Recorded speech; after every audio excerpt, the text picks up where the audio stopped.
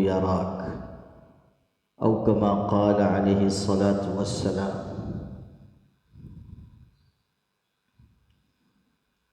قابل احترام بھائی اور بزرگوں، جس طرح سورہ فاتحہ کو قرآن مجید کی صورتوں میں ایک امتیازی شان حاصل ہے، اور اس صورت کو ام القرآن کہا جاتا ہے،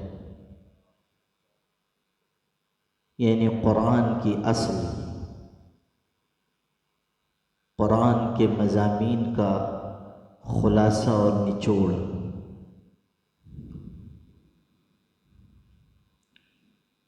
سورہ فاتحہ ہے تو دیکھنے میں چھوٹی سورت، لیکن قرآن مجید کے جو مضامین ہیں اللہ نے اس کا خلاصہ اس سورت میں جمع فرما دیا، اسی لیے اس کو ام القرآن کہا، ام القرآن۔ جس طرح سورہ فاتحہ ام القرآن ہے، اسی طرح حدیثوں میں سے ایک حدیث ام السنہ کہلاتی ہے،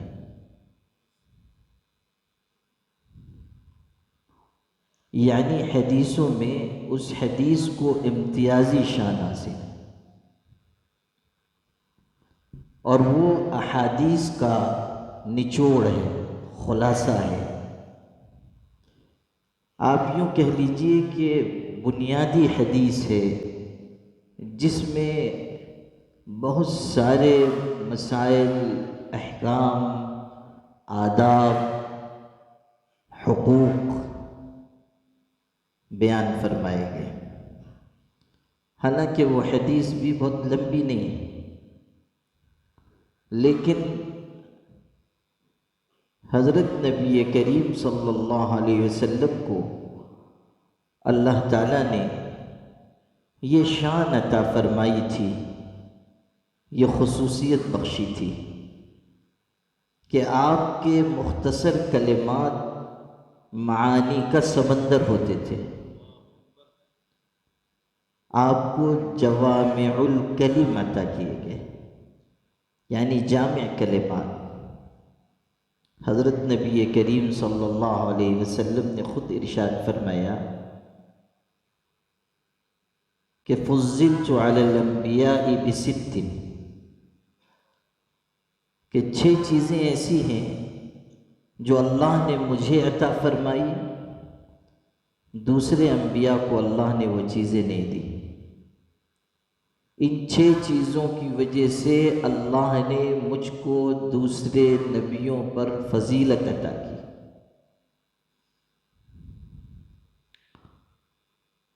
اور آپ نے ان 6 چیزوں کو بیان فرمایا۔ اس میں سے یہ بات آپ نے فرمائی کہ اوتیت جوامع الکلم، مجھ کو جامع کلمات عطا کیے گئے،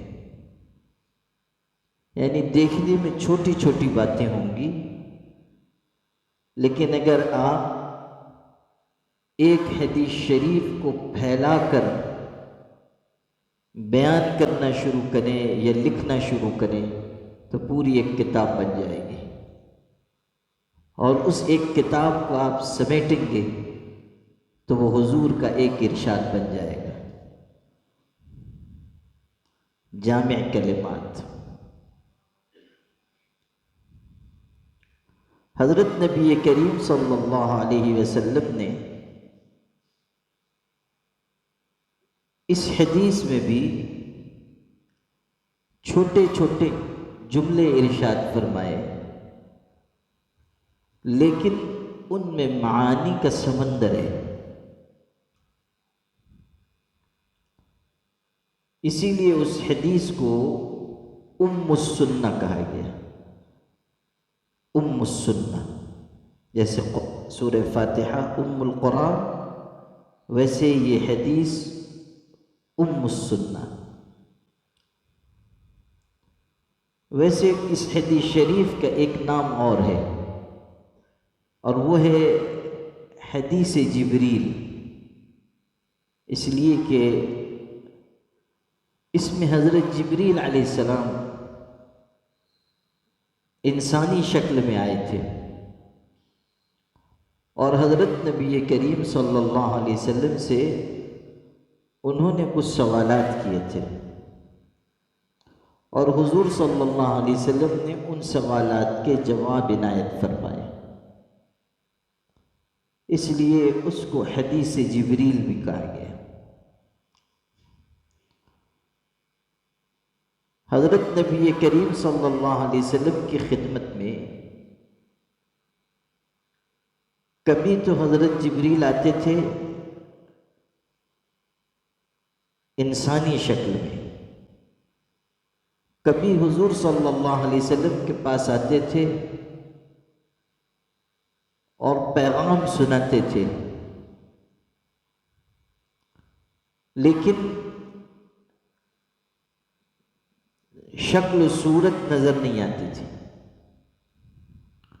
اور کبھی ایسا ہوتا تھا کہ اپنی اصلی شکل میں ظاہر ہوتے تھے، اصل شکل۔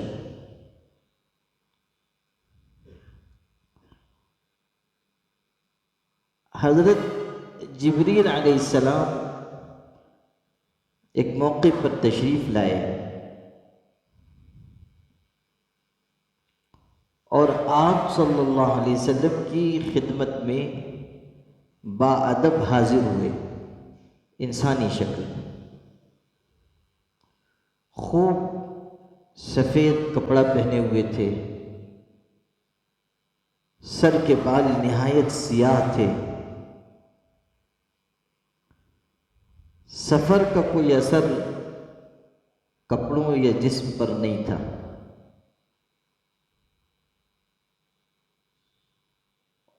اور آئے اس طرح کہ صحابہ نے پہچانا نہیں کہ کون ہے، یعنی یہ خبر دے کر نہیں آئے کہ میں جبریل ہوں۔ حضرت عمر ابن خطاب رضی اللہ عنہ حدیث کے راوی ہیں، اور کئی صحابہ سے یہ روایت نقل ہوئی ہے۔ حضرت عمر ابن خطاب رضی اللہ عنہ کہتے ہیں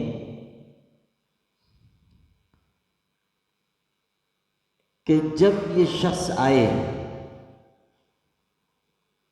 تو ہم ان کو پہچان نہیں سکے، اس لیے کہ مدینے کے یہ تھے نہیں، مدینے میں جو لوگ رہتے تھے ہم ان کو پہچانتے تھے، اور اگر سفر سے آئے ہیں، کہیں باہر سے آئے ہیں، تو کپڑے پر اور بدن پر سفر کے آثار ہونے چاہیے تھے، کپڑا میلا ہوتا، چہرے پر گرد و غبار کا اثر ہوتا۔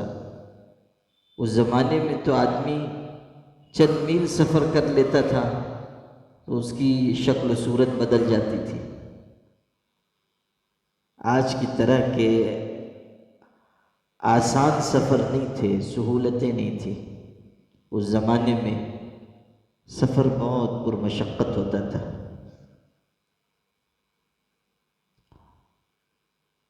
تو اگر باہر سے آئے ہیں تو کچھ اس کے آثار ہونے چاہیے تھے، لیکن کہیں کوئی اثر نہیں، اور آئے تو سیدھے حضور صلی اللہ علیہ وسلم کے پاس حاضر ہوئے اور بہت قریب بیٹھ گئے، یہاں تک کہ اپنے دونوں گھٹنے حضور کے گھٹنوں سے ملا دیے اور دو زانو ہو کر باادب بیٹھے۔ ایک روایت میں یہ ہے، راوی کہتے ہیں لم نرى رجلا اشد تکریما لرسول اللہ صلی اللہ علیہ وسلم منه، کہ ہم نے کسی شخص کو بھی حضور کا ویسا ادب کرتا ہوا نہ دیکھا جیسا ادب وہ کر رہے تھے، اتنے احترام سے ادب سے پیش آئے۔ ظاہر ہے کہ حضرت صلی اللہ علیہ وسلم کی شخصیت ایسی تھی کہ آپ کا ادب احترام سب پر لازم تھا، اور جو جتنا زیادہ جانتا تھا اس پر اسی قدر ادب بھی لازم تھا۔ تو حضرت جبریل تو اچھی طرح جانتے تھے کہ حضرت کی شان اور مقام کیا ہے، دنیا کے لوگ جانے نہ جانے، جبریل تو جان رہے تھے۔ انہیں معلوم تھا کہ ان کی رسائی وہاں تک ہے جہاں تک کسی کی رسائی نہیں ہے، یہاں تک کہ خود جبریل کی بھی رسائی نہیں ہے۔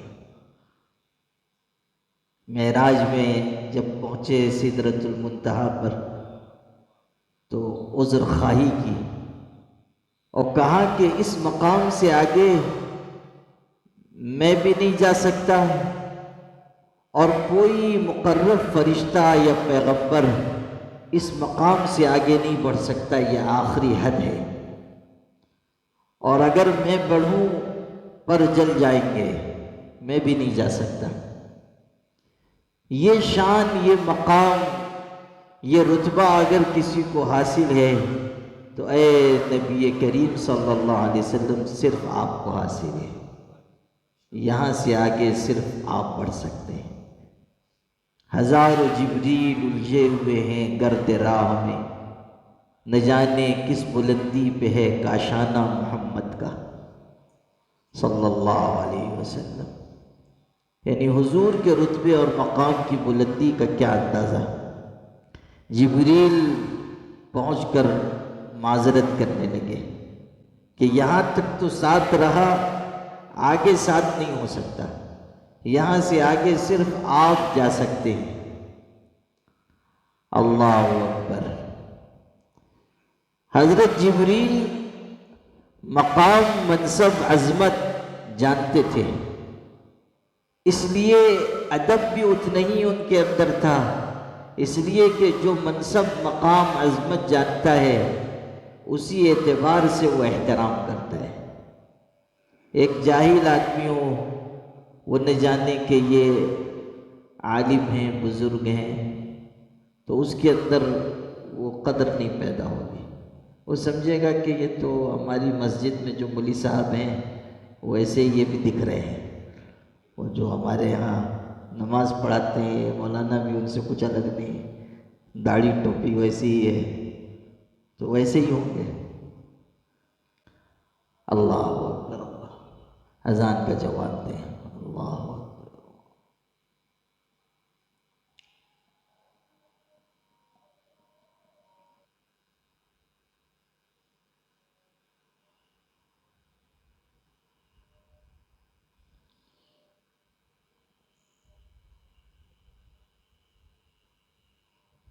اللہ اکبر۔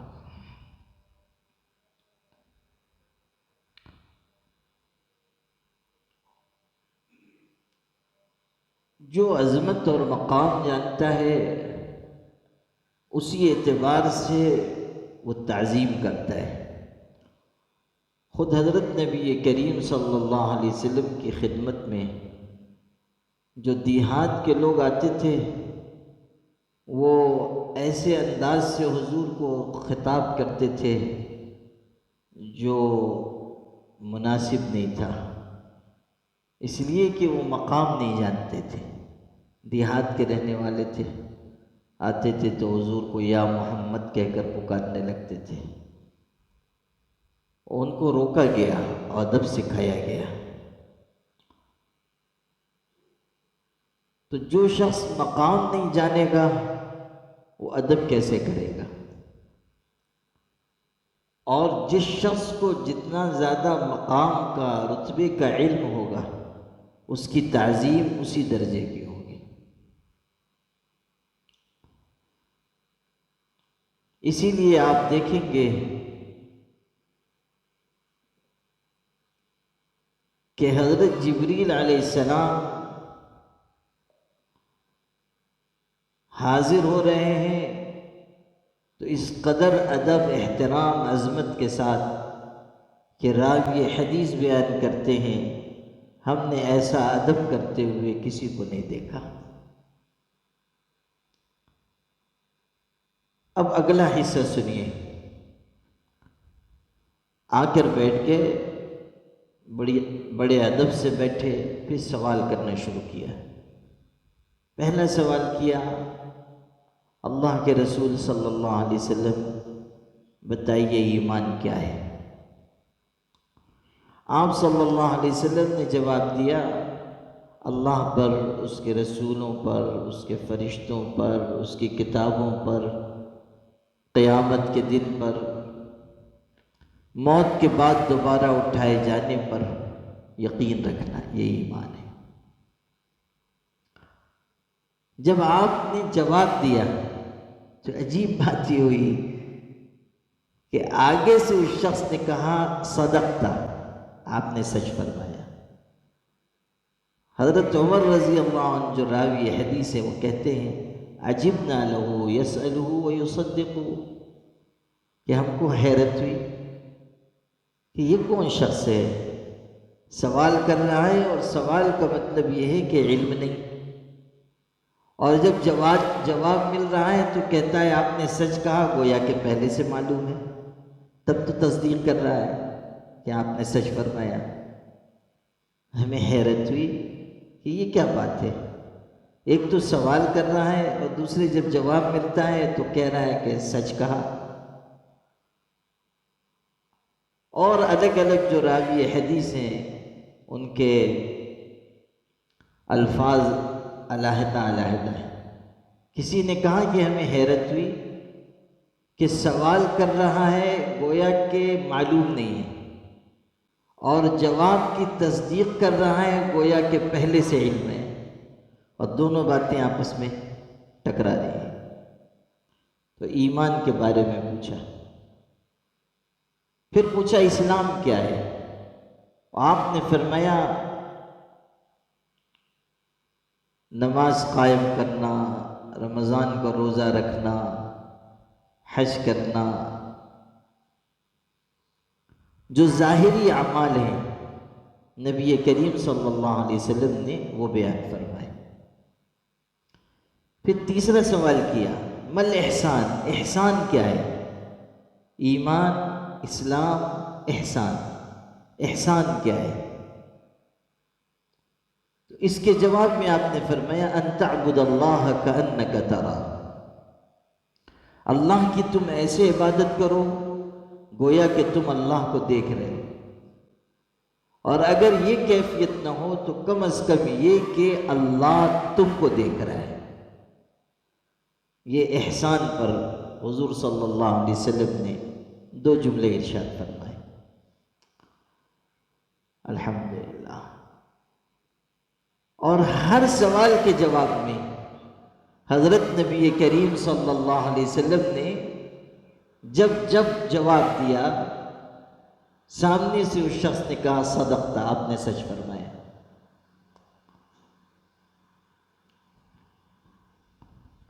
آگے پھر قیامت کی نشانیوں کے بارے میں، پہلا سوال تو قیامت سے متعلق یہ کیا کہ کب قیامت آئے گی، تو آپ نے فرمایا مل مسئول عنہا بعالم من السائل، کہ جس سے سوال پوچھا جا رہا ہے اس کو اور سوال کرنے والے کو، دونوں کو اس سلسلے میں معلومات نہیں ہے۔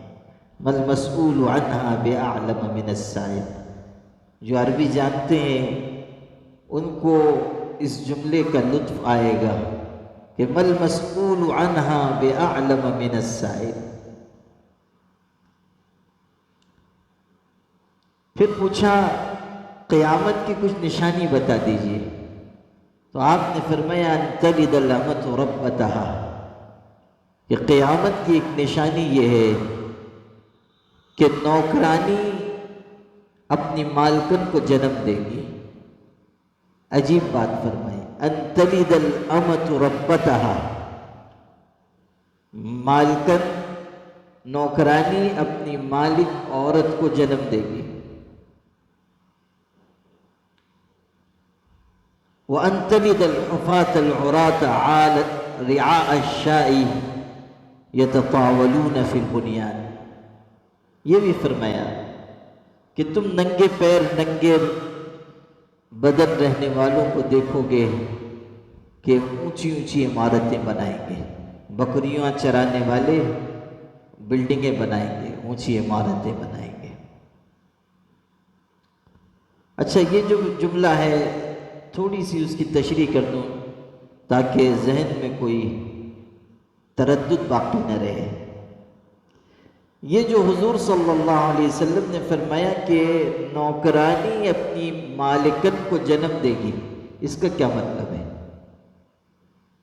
اس کا مطلب یہ ہے کہ ایسا دور آئے گا کہ جب ماں کی اولاد ایسی نافرمان ہو جائے گی اور بیٹی اپنی ماں پر ایسے حکم چلائے گی گویا کہ بیٹی مالک ہے اور ماں اس کی نوکرانی ہے۔ ایسا وقت آئے گا، ان تلد الامۃ ربتہا۔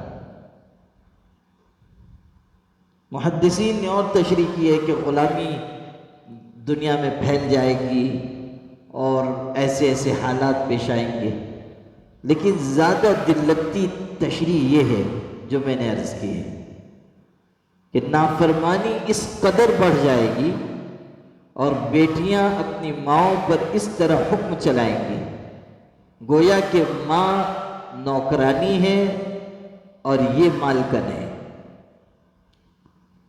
اور یہ جو فرمایا بکریوں کے چرانے والے اونچی اونچی عمارت بنائیں گے، یہ تو ہم دیکھ رہے ہیں۔ یہ جو سب آتے ہیں چرواہے جو خیمے لگا لگا کے رہتے ہیں، ہم سمجھتے ہیں بیچارے بڑے غریب مفلس یتیم یسیر لاوارث مستحق کے زکوٰۃ ہیں، لیکن آپ جب ان کے علاقے میں جائیں تو آپ دیکھیں گے کہ اتنی بڑی بڑی ان کی بلڈنگیں ہیں کہ آپ وہاں جا کر خیال کریں گے کہ انہی سے کچھ مانگ لیا جائے۔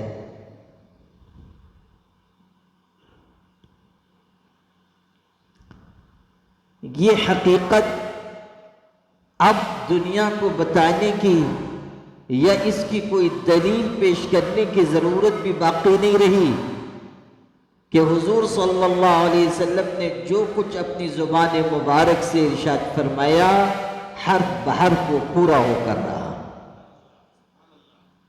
اور جو چیزیں باقی رہ گئی ہیں دنیا اس وقت تک فنا نہیں ہوگی جب تک کہ وہ ساری پیشن گوئیاں پوری نہ ہو جائیں۔ دنیا اس وقت تک مٹے گی نہیں جب تک کہ حضور صلی اللہ علیہ وسلم کی خبر دی گئی خبر آپ کی زبان مبارک سے نکلی ہوئی پیشن گوئی پوری نہ ہو۔ آپ نے جو کچھ فرما دیا سب پورا ہو کر رہے گا۔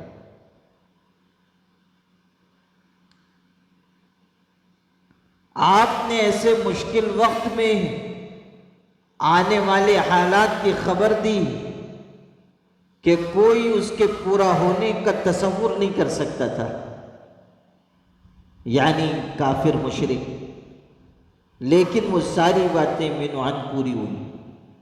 آپ دیکھیے کہ جس وقت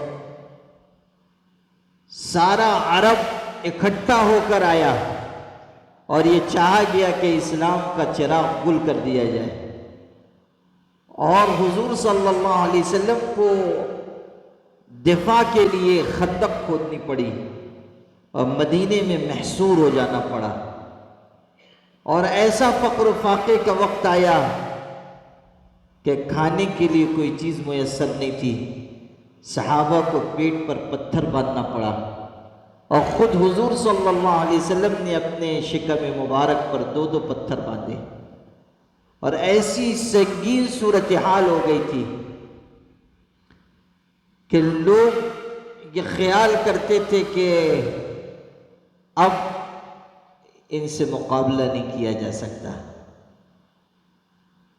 لیکن اسی سخت خوف و ہراس کے عالم میں جبکہ قرآن نے جس کے بارے میں یہ نقشہ کھینچا کہ اذ جاؤکم من فوقکم ومن اسفل منکم وَإِذْ زَاغَتِ الْأَبْصَارُ وَبَلَغَتِ الْقُلُوبُ الْحَنَاجِرَ وَتَظُنُّونَ بِاللَّهِ الظُّنُونَ، کہ دشمن تمہارے اوپر سے، نیچے سے، ہر طرف سے آ گیا، کلیجے منہ کو آنے لگے، آنکھیں پتھرا گئیں، اور کمزور ایمان والے اللہ کے بارے میں طرح طرح کے گمان کرنے لگے۔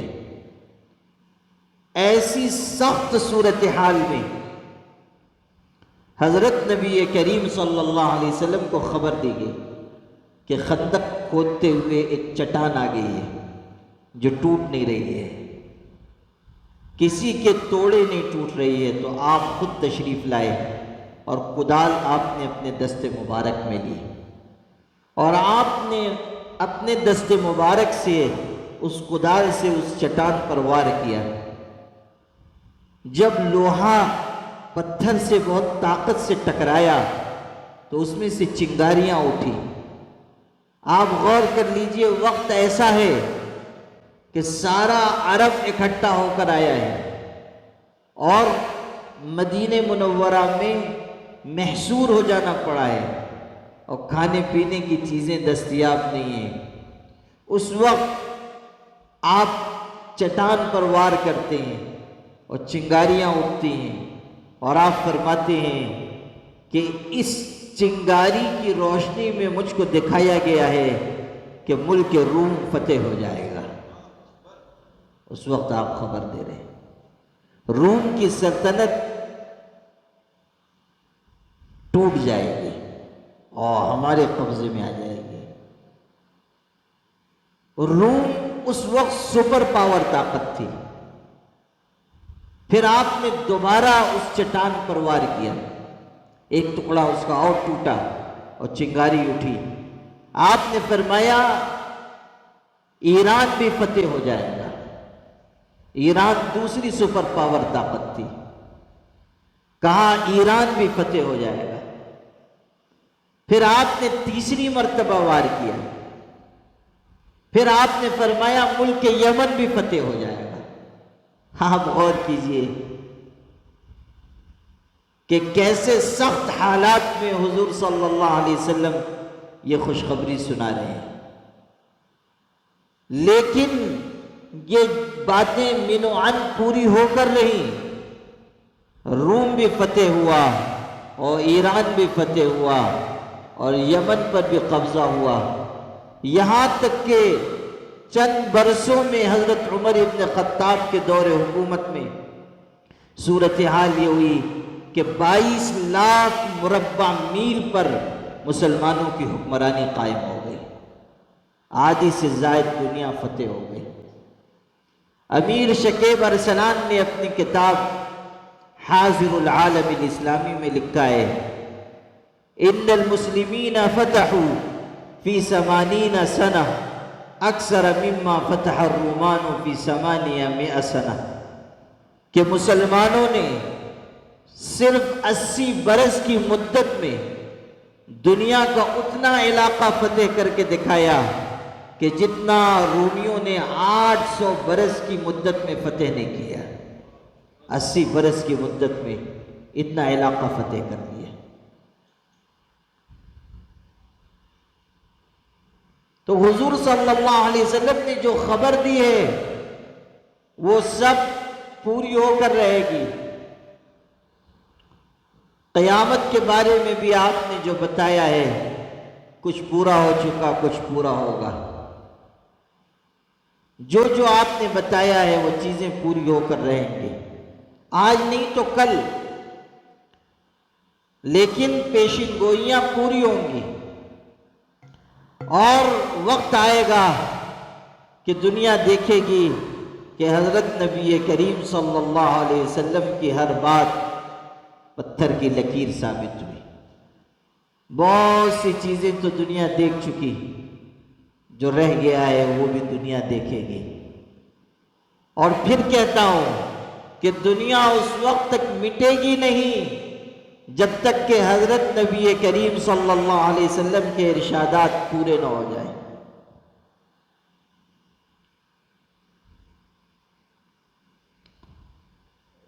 اب پھر حدیث شریف کی طرف، جو پہلا حصہ ہے اس کی طرف لوٹیے۔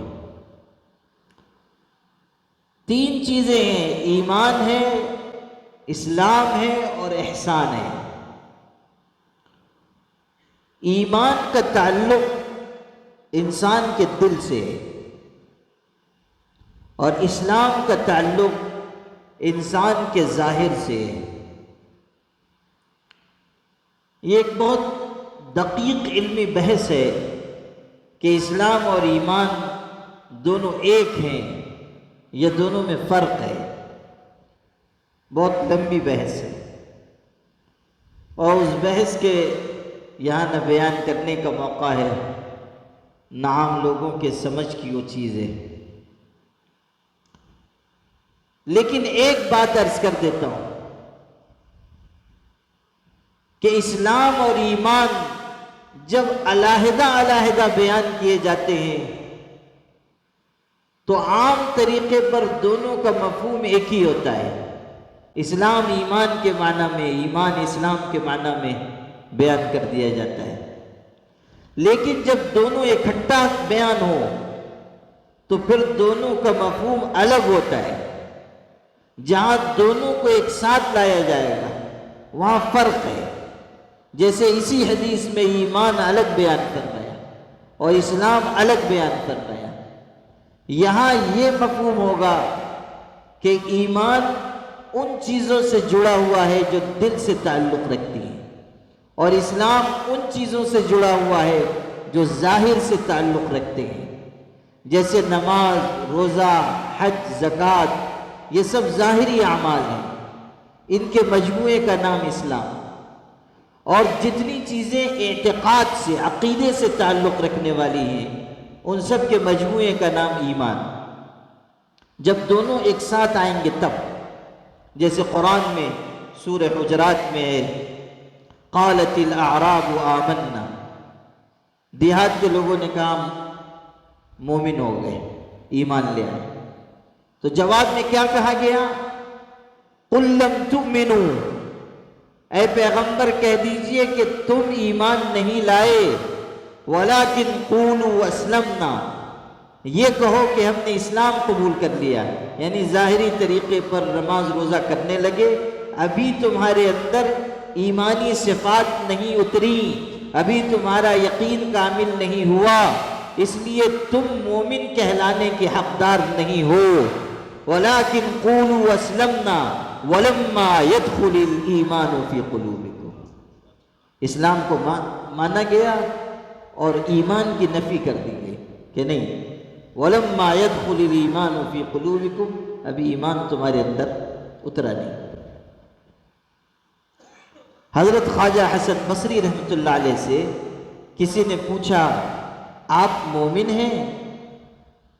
تو حضرت نے کتنا خوبصورت جواب دیا، فرمایا اگر مومن ہونے سے تمہاری مراد یہ ہے کہ میں اللہ، اس کے رسولوں، اس کے فرشتوں کو مانتا ہوں تو یقیناً میں مومن ہوں، لیکن اگر تمہارا اشارہ قرآن پاک کی اس آیت کی طرف ہے کہ انما المؤمنون الذین اذا ذکر اللہ وجلت قلوبہم، کہ سچے مسلمان وہ ہیں کہ جب اللہ کا ذکر کیا جاتا ہے تو ان کے دل لرز اٹھتے ہیں، اور جب قرآن کی آیتیں تلاوت کی جاتی ہیں تو ان کا ایمان بڑھ جاتا ہے، اور وہ اپنے اللہ پر توکل اور اعتماد کرتے ہیں، نماز قائم کرتے ہیں اور اللہ کی دی ہوئی روزی میں سے خرچ کرتے ہیں۔ اگر ان صفات کے پیش نظر تم مجھ سے پوچھ رہے ہو کہ تم مومن ہو یا نہیں، تو سچ مانو تو میں ایسا مومن نہیں ہوں، میں ایسا مومن نہیں۔ یعنی اگر تم یہ مجھ سے پوچھ رہے ہو کہ تمہارا اللہ پر یقین ہے تو الحمدللہ یقین ہے، لیکن اگر ایمانی صفات کے اعتبار سے تم پوچھ رہے ہو تو ایسا مومن میں نہیں ہوں، ایسا مسلمان میں نہیں ہوں۔ تو جب دو چیزیں ایک ساتھ آئیں گی، ایمان اور اسلام، تو دونوں کا مفہوم الگ ہوگا۔ اور اگر یوں گفتگو میں ہم کہہ رہے ہیں تو ایمان اسلام کے معنی میں، اسلام ایمان کے معنی میں استعمال ہوتا ہے۔ اب ترتیب دیکھیے، نبی کریم صلی اللہ علیہ وسلم بیان فرما رہے ہیں کہ ایمان یہ ہے کہ تم دل سے اللہ پر، اس کی کتابوں پر، اس کے فرشتوں پر یقین رکھو۔ پھر دوسرا مرحلہ بیان کر رہے ہیں کہ جب دل سے تمہارے اندر یقین پیدا ہو گیا تو اب تمہارے عمل سے وہ جھلکنا چاہیے، یعنی تم نماز پڑھو، روزہ رکھو، حج کرو، زکوٰۃ ادا کرو، جو جو احکامات ہیں شریعت کے ان کی پاسداری کرو، تاکہ جو تمہارے دل کا یقین ہے وہ تمہارے عمل سے ظاہر ہو۔ اب تیسری بات بیان کی، احسان۔ اب دیکھیے، ایمان گزر گیا، اسلام گزر گیا، یہ تیسری بات نبی کریم صلی اللہ علیہ وسلم نے بیان کی، اور سوال کیا حضرت جبریل نے، احسان کیا ہے؟ اس کے جواب میں حضرت فرما رہے ہیں کہ تم اللہ کی ایسے عبادت کرو گویا کہ تم اللہ کو دیکھ رہے ہو۔ یہ اشارہ صاف صاف نکلا کہ ایمان کے بعد اسلام کی ضرورت ہے، اور اسلام کے بعد احسان کی ضرورت ہے، یعنی تمہیں تزکیہ اور سلوک کے راستے پر چلنا ہوگا، بغیر اس کے کام نہیں بنے گا۔ احسان بہت ہی جامع لفظ ہے۔ احسان کا مطلب یہ ہے کہ انسان اپنی عبادتوں میں کمال درجے کو پہنچے اور ظاہری طریقے پر بھی اعمال کو درست اور صحیح طور پر انجام دے، اور باطنی طریقے پر خشوع و خضوع، اخلاص اور اہتمام اس کے اندر ہو۔ اس سارے مجموعے کا نام ہے احسان۔ اسی لیے میں نے قرآن پاک کی آیت پڑھی شروع میں۔ دیکھیے قرآن کس طرح اشارے کرتا ہے۔ ارشاد ہوا وما امروا الا لیعبدوا اللہ مخلصین لہ الدین حنفاء ویقیموا الصلاة ویؤتوا الزکاة وذلک دین القیم۔ ارشاد ہو رہا ہے کہ لوگوں کو یہ حکم دیا گیا ہے کہ وہ اللہ کی عبادت کریں، عبادت کو اس کے لیے خالص کرتے ہوئے۔ پھر اس کے آگے بیان ہوا کہ نماز قائم کریں اور زکوٰۃ ادا کریں، گویا کہ دل کی اصلاح کو اور نیت کی درستگی کو پہلے نمبر پر بیان کیا، اور پھر نماز اور زکوٰۃ کے بارے میں ارشاد ہوا، بتا دیا گیا کہ پہلے نیت کی درستگی لازم ہے، تب تمہاری نماز قبول ہوگی، تب تمہاری زکوٰۃ قبول ہوگی۔ نیت اگر تمہاری صحیح نہیں ہے، نہ تمہاری نماز قبول ہے، نہ تمہارا روزہ قبول ہے، نہ تمہاری زکوٰۃ قبول ہے۔ اور اسی تصحیح نیت اور اعمال کو بہتر سے بہتر طریقے پر انجام دینے کا نام حدیث میں احسان بھی ہے، احسان۔ اور یہی احسان تزکیہ کہلاتا ہے، اور یہی تزکیہ و احسان ہماری زبان میں تصوف و سلوک کہلاتا ہے۔ دونوں میں کوئی فرق نہیں ہے، صرف نام کا فرق ہے، چیز ایک ہی ہے۔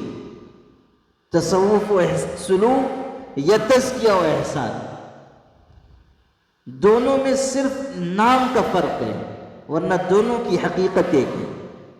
یا آپ تزکیہ کہہ لیجئے، یا احسان کہہ لیجئے، یہ تصوف کہہ لیجئے، یا سلوک کہہ لیجئے، سب ایک ہی چیز کے الگ الگ نام۔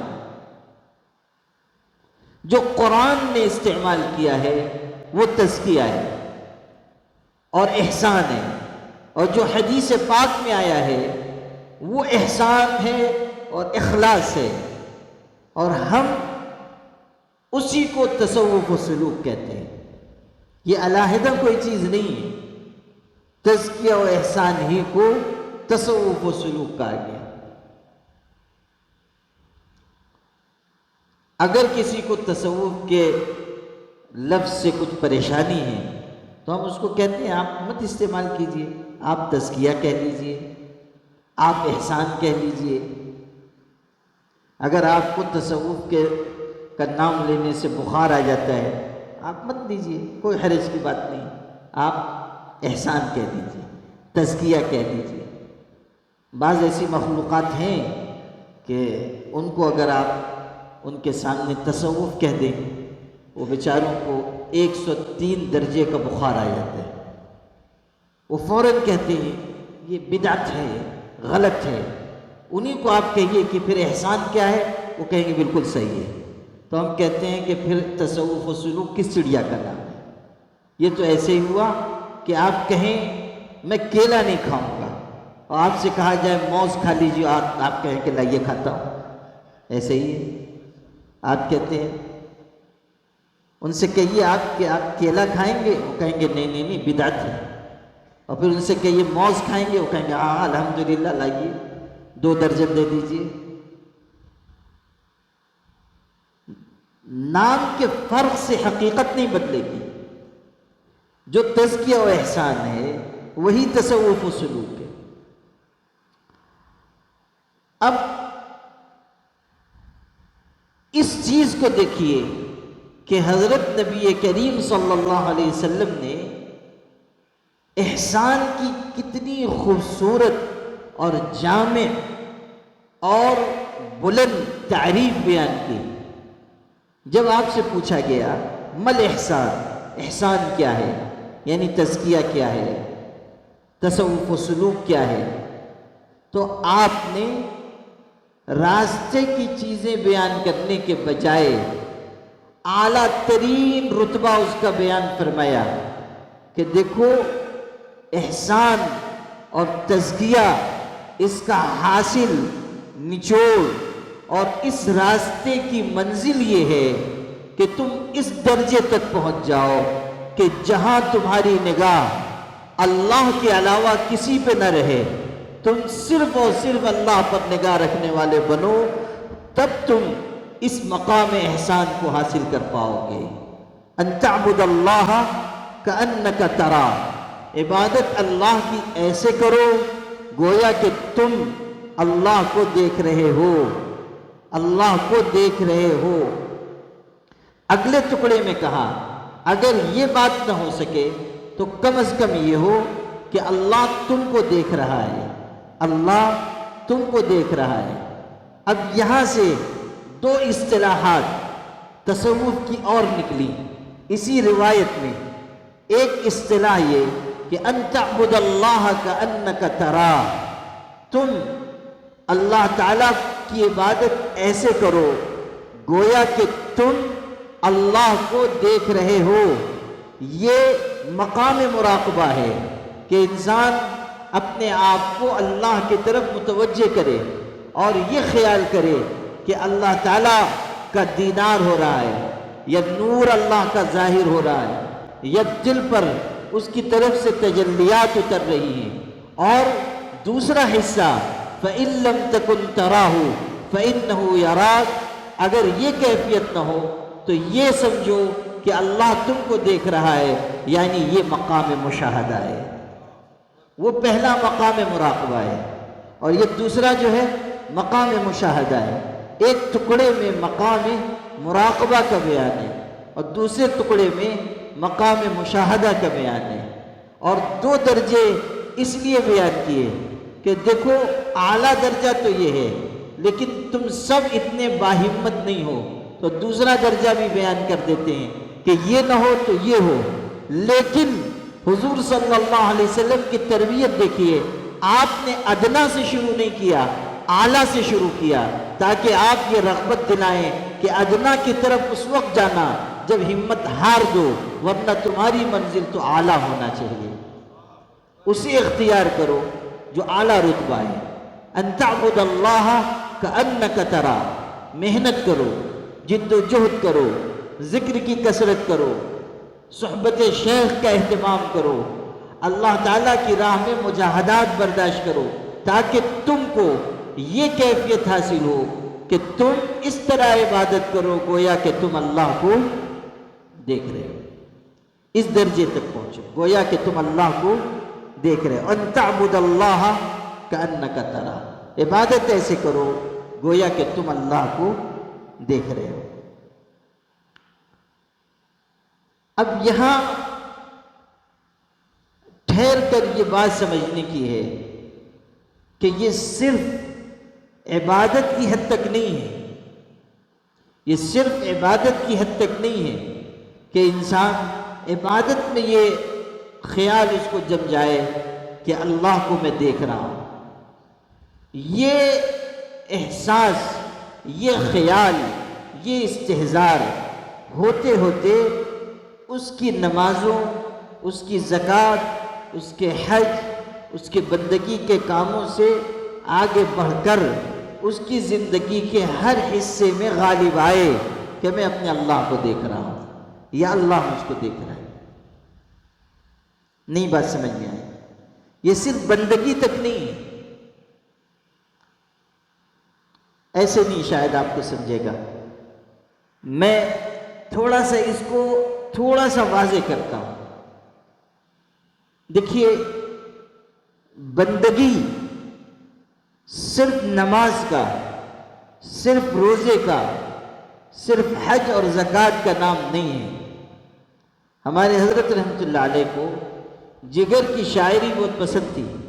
مجھ سے فرماتے تھے کہ جوانی میں اس کا آدھا دیوان مجھ کو یاد تھا، اور اشعار جگر کے وہ سناتے بھی تھے۔ ایک دفعہ میں نے ایک گاؤں میں، ہم لوگ سفر میں تھے، بیٹھے ہوئے تھے، دیہات تھا، ایک صاحب کے مکان کے صحن میں بیٹھے ہوئے تھے، اور کوئی بات نکلی اور میں نے جگر کے شعر سنائے۔ حضرت کو خوب لطف آیا اور فرمایا آپ کو خوب یاد ہے، میں بھی جوان تھا تو مجھ کو بھی خوب یاد تھا، اور آدھا دیوان جگر کا یاد تھا۔ کوئی کہہ دے یہ گلشن گلشن، لاکھ بنائے ایک نشیمن، کامل رہبر قاتل رہزن، دل سا دوست نہ دل سا دشمن، عشق ہے پیارے کھیل نہیں، عشق ہے کار شیشہ و آہن۔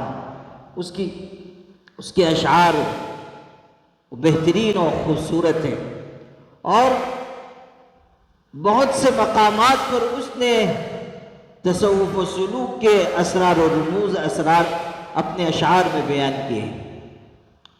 انہی میں سے ایک مصرع حضرت بار بار سناتے تھے، اور وہ یہ ہے: زندگی خود ہی عبادت ہے مگر ہوش نہیں، زندگی خود ہی عبادت ہے مگر ہوش نہیں۔ یعنی ایک مومن کی 24 گھنٹے کی زندگی وہ پوری بندگی ہے۔ یہ نہیں کہ جب وہ نماز پڑھ رہا ہے یا روزہ رکھ رہا ہے یا حج کر رہا ہے تب وہ بندگی کر رہا ہے، نہیں، اس کی زندگی کا ہر حصہ بندگی ہے۔ اور یہی کمال ہے کہ وہ اپنی زندگی کو بندگی کے سانچے میں ڈھال لے۔ ہر وہ کام جو وہ کر رہا ہے ایسی حسن نیت کے ساتھ وہ کرے کہ وہ عمل دنیا کا عمل نہ رہ جائے، وہ دین بن جائے اور بندگی کا کام بن جائے۔ یہ تربیت پانے سے آتا ہے، یہ چیز تربیت پانے سے حاصل ہوتی ہے۔ زندگی خود ہی عبادت ہے مگر ہوش نہیں۔ انسان اگر یہ خیال کر رہا ہے کہ میں نماز پڑھ رہا ہوں، عبادت میں ہوں، اب مسجد سے نکل گیا، اب میں آزاد ہو گیا، اگر وہ یہ خیال کر رہا ہے تو وہ غفلت میں ہے، اس لیے کہ اس نے بندگی کے مفہوم کو سمجھا ہی نہیں۔ زندگی پوری کے پوری بندگی ہے، مسجد کے اندر بھی بندگی ہے اور مسجد کے باہر بھی بندگی ہے، اور گھر میں بھی بندگی ہے اور بازار میں بھی بندگی ہے۔ ہر جگہ انسان کو بندہ بن کر رہنا ہے۔ اب سمجھیے کہ جب 24 گھنٹے کی زندگی بندگی ہے، اور بندگی ایسی ہونی چاہیے کہ ہم گویا کہ ہم اللہ کو دیکھ رہے ہیں، تو یہ کیفیت صرف نماز میں نہ ہو کہ ہم اللہ کو دیکھ رہے ہیں، بلکہ زندگی کے ہر حصے میں یہ کیفیت ہو کہ ہم اللہ کو دیکھ رہے ہیں۔ یہ ہے کہ زندگی پوری بندگی ہے، اور بندگی میں یہ احساس غالب رہے کہ ہم اللہ کو دیکھ رہے ہیں۔ بات سمجھ میں آ گئی؟ ان تعبد اللہ کأنک تراہ، عبادت ایسی کرو گویا کہ تم اللہ کو دیکھ رہے ہو۔ اب یہاں تصوف کی ایک اور اصطلاح آپ سے عرض کرتا ہوں۔ یہ جو کہتے ہیں کہ فلاں شخص صاحب نسبت ہو گیا، فلاں شخص صاحب نسبت ہو گیا، تو نسبت کا کیا مطلب ہے؟ کہ خلافت مل گئی تو یہ صاحب نسبت ہو گیا؟ نہیں، وہ صاحب اجازت ہوا ہے، جس کو خلافت ملی وہ صاحب اجازت ہوا کہ وہ بیعت کر سکتا ہے، لیکن صاحب نسبت ہو گیا یہ ضروری نہیں ہے۔ صاحب نسبت ہونا کوئی ہنسی کھیل نہیں ہے، صاحب نسبت ہونا کوئی معمولی چیز نہیں ہے۔ ہمارے اعلیٰ حضرت شاہ فضل رحمٰن گنج مراد آبادی فرماتے تھے کہ صاحب نسبت وہ ہوتا ہے کہ سوتے جاگتے میں کبھی اس کو غفلت نہیں ہوتی، سونے جاگنے میں یکساں ہوتا ہے۔ پتہ نہیں کتنے لوگ یہ بات سمجھ پائیں گے، لیکن صاحب نسبت شخص وہ ہوتا ہے کہ سوتے جاگتے میں یکساں ہوتا ہے، اسے غفلت نہیں ہوتی۔ یہاں تک کہ ہمارے مشائخ نے یہ بھی لکھا ہے کہ جو شخص صاحب نسبت ہو جاتا ہے، اگر وہ چاہے کہ اللہ کو بھلا دے، خود کوشش کرے اور چاہے کہ اللہ کو بھلا دے، وہ اس کی قدرت نہیں رکھتا کہ اللہ کو بھلا سکے، اگر وہ صاحب نسبت ہو گیا۔ صاحب نسبت یعنی تعلق اس کا جڑ گیا۔ یہ آج کل کی خلافت والا صاحب نسبت نہیں، یہ تو آج کل شب برات کے بتاشے کے بول میں مل رہے ہیں، اور آج کل ماشاءاللہ جو خلافت ہے وہ خلافت کم ہے، کھلی آفت زیادہ ہے۔ خلافت کا نیا مفہوم ہے یہ کھلی آفت، یہ نہیں۔ صاحب نسبت وہ ہے کہ سوتے جاگتے میں اسے غفلت نہ ہو، ذاکر رہے۔ حضرت شاہ فضل رحمٰن تو یہاں تک فرماتے تھے، اور ان کو حق تھا کہ وہ یہ فرمائیں، اس لیے کہ اللہ نے ان کو اس مقام تک پہنچایا تھا کہ وہ یہ فیصلہ کر سکتے تھے۔ فرماتے تھے کہ حضرت شاہ ولی اللہ کی اولاد میں شاہ عبدالعزیز صاحب نیک صالح اور متقی بزرگ تھے، لیکن شاہ عبد القادر صاحب نسبت تھے۔ حضرت شاہ ولی اللہ کی اولاد میں شاہ عبد القادر صاحب نسبت تھے، حالانکہ شاہ عبدالعزیز صاحب علم میں بہت اونچا ان کا مقام تھا، اور شاہ عبد القادر ان کے شاگرد ہیں، ان کے بھائی بھی ہیں، ان کے شاگرد بھی ہیں۔ شاہ ولی اللہ صاحب کے 4 بیٹے تھے، شاہ عبدالعزیز، مولانا رفیع الدین، شاہ عبد القادر، شاہ عبد الغنی۔ بعد کے یہ جو تینوں بھائی ہیں وہ سب شاہ عبدالعزیز صاحب کے شاگرد ہیں۔ تینوں بھائی اپنے بڑے بھائی سے پڑے ہوئے، اس لیے کہ شاہ ولی اللہ صاحب کا انتقال ہو گیا تھا اور یہ سب کم عمر تھے۔ شاہ عبدالعزیز صاحب ان کی مسند پر بیٹھے، شاہ عبدالعزیز محدث دہلوی رحمۃ اللہ علیہ، حالانکہ وہ بھی کوئی معمر نہیں تھے، بہت کم عمری میں والد کی مسند پر بیٹھے ہیں، بہت کم عمری میں، لیکن اللہ نے اس عمر میں ان کو مقام اور علم اور روحانیت نصیب فرمائی تھی۔ اندازہ کیجئے کہ جو شخص 20 سال کی عمر میں شاہ ولی اللہ جیسے شخص کی مسند پر بیٹھ رہا ہے، اس کا علم اور اس کی روحانیت کس درجے کی ہوگی۔ کوئی معمولی شخص نہیں تھے شاہ عبدالعزیز صاحب، نہایت گہرا علم تھا، نہایت گہرا علم، اور ان کے علم کی شہرت تھی۔ ہوا یہ کمالات عزیزی میں ہے کہ بالکل نوعمری میں شاہ عبدالعزیز صاحب کے علم کی دھاک اس طرح بیٹھی کہ ایک صاحب تھے، وہ جا رہے تھے سفر میں، انہوں نے کوئی وجہ رہی ہوگی اپنی بیوی سے کہہ دیا کہ دیکھو خبردار، تم اپنے باپ کے گھر نہیں جاؤ گے۔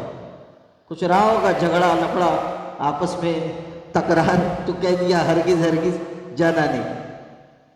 اور اس زمانے میں سفر لمبے ہوتے تھے، کافی دن گزر جاتے تھے، تو کہہ دیا کہ جانا نہیں، اور اگر تم گئی تو تم کو 3 طلاق۔ یعنی صرف یہ نہیں تاکید کی کہ جانا مت، طلاق کا پتھر بھی لگا دیا کہ یہ گاڑی اس راستے پہ نہ جائے۔ جیسے کوئی بڑا ٹرک جانے لگتا ہے تو اس کے آگے پتھر رکھ دیا جاتا ہے کہ نہ جا سکے، تو اس نے بھی طلاق کا پتھر لگا دیا، کہا کہ اگر تم اپنے باپ کے گھر گئی 3 طلاق، کہہ کے چلا گیا۔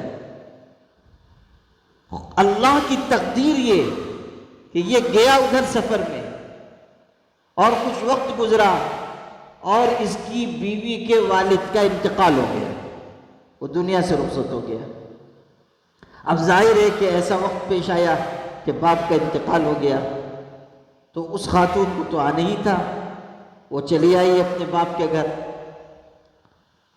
اور کچھ دن رہ کر پھر اپنے گھر واپس گئی۔ اب یہ جو واپس آیا شوہر، اور اس کو معلوم ہوا کہ اس کے سسر کا انتقال ہوا اور بیوی اس کے گھر گئی، اب اس کو یہ ہوا کہ میں نے تو زندگی میں منع کیا تھا، جھگڑا تو زندگی تک تھا، لیکن میں نے طلاق کی بات کہہ دی تھی اور یہ چلی گئی، تو مسئلے کے اعتبار سے تو پھنس گیا معاملہ۔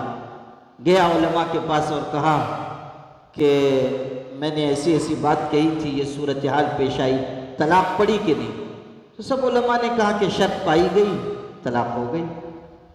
تم نے یہی کہا تھا نا کہ باپ کے گھر جائے گی 3 طلاق، اب اس میں زندہ رہے کہ مرے اس میں تو کوئی تخصیص تھی نہیں، یہ گئی اور طلاق ہو گئی، شرط پائی گئی، اس لیے مشروط بھی پایا گیا۔ اب یہ بیچارہ بہت پریشان ہوا۔ آخر میں ہوتے ہوتے شاہ عبدالعزیز صاحب جو بالکل نوعمر تھے، ان کے پاس ہی مسئلہ پہنچا۔ تو شاہ عبدالعزیز صاحب نے اس سے کہا، وہ تاجر تھا، اس سے کہا اگر تم مجھ کو مٹھائی کھلاؤ تو تمہارے حق میں فتویٰ دوں گا، مٹھائی کھلاؤ گے تمہارے حق میں فتویٰ لکھ دوں گا۔ اس نے کہا کہ آپ فتویٰ لکھیں، پوری حلوائی کی دکان لا دوں گا، پہلے فتویٰ لکھیں آپ۔ شاہ عبدالعزیز صاحب نے فتویٰ لکھا، سارے علماء کہہ رہے تھے طلاق ہو گئی، انہوں نے فتویٰ لکھا طلاق نہیں ہوئی، اور علت لکھی کہ دیکھو شوہر نے یہ کہا تھا کہ اگر تو اپنے باپ کے گھر گئی تو تجھ پر 3 طلاق، لیکن جب باپ مر گیا تو اس کا گھر نہیں رہا، اس کے وارثوں کا گھر ہو گیا، تو یہ اپنے باپ کے گھر نہیں گئی، اس لیے شرط نہیں پائی گئی اور اس لیے طلاق واقع نہیں ہوئی۔ سمجھ میں آئی بات؟ کتنی باریک بات نکال کے لائے کہ جب باپ فوت ہو گیا تو اب وہ باپ کا گھر نہیں رہا، وہ تو وراثت میں اولاد کی طرف منتقل ہو گیا، تو یہ جو گئی باپ کے مرنے کے بعد گئی، گویا کہ اپنے باپ کے گھر نہیں گئی، یہ اپنے بھائیوں بہنوں کے گھر گئی، تو اس لیے شرط نہیں پائی گئی اور طلاق واقع نہیں ہوئی۔ اب جس عالم کو دکھاتے تھے کہ آپ جو طلاق کی بات کہہ رہے تھے، یہ دیکھیے اس نے تو فتویٰ دیا ہے، وہ دیکھتا تھا اور کہتا تھا یہ بات صحیح ہے، یہ طلاق نہیں ہوئی ہے، فتویٰ صحیح ہے، طلاق نہیں ہوئی ہے۔ سب نے اپنی رائے سے رجوع کر دی۔ وہاں سے ان کی شہرت ہوئی کہ اس شخص کا دماغ کتنا تر و تازہ ہے اور کہاں تک ان کا ذہن پہنچتا ہے۔ خیر یہ تو بیچ میں بات آ گئی۔ شاہ عبدالعزیز صاحب کے تو بہت واقعات ہیں ان کے علمی رسوخ کے۔ تفسیر عزیزی لکھی ایسی شاندار کہ علامہ انور شاہ کشمیری کہتے تھے اگر یہ تفسیر مکمل ہو جاتی تفسیر قرآن کا حق ادا ہو جاتا۔ علامہ انور شاہ کشمیری کہتے تھے، اور علامہ انور شاہ کشمیری کا یہ ارشاد کوئی معمولی نہیں۔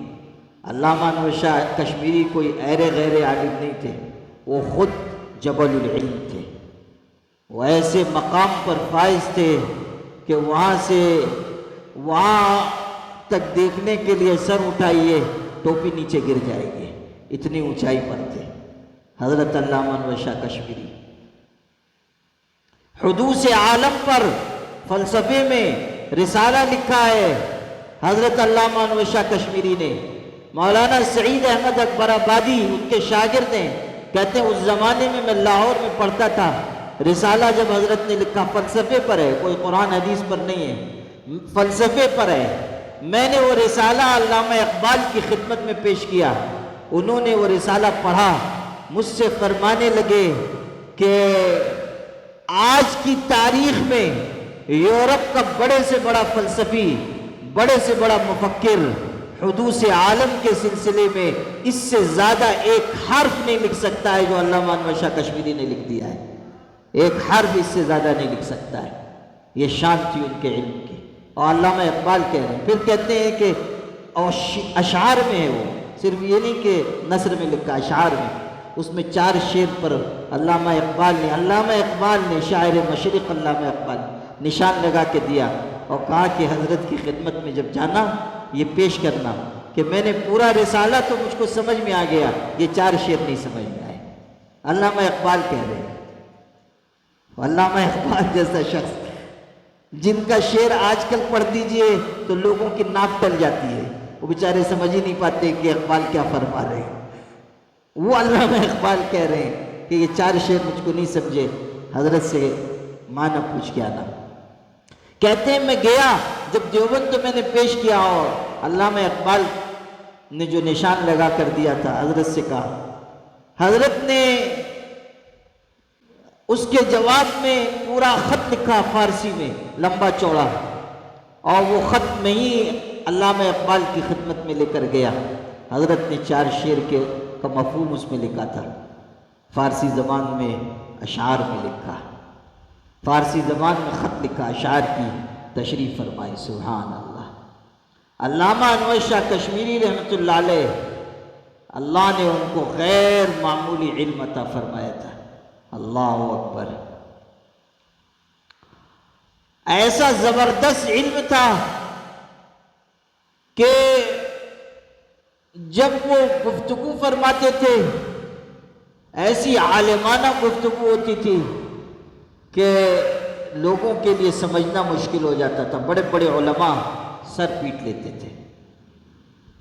حضرت مولانا اشرف علی تھانوی رحمۃ اللہ علیہ ان سے عمر میں بھی بڑے تھے اور خود علم کے کس مقام پر تھے، تشریف لائے دارالعلوم دیوبند۔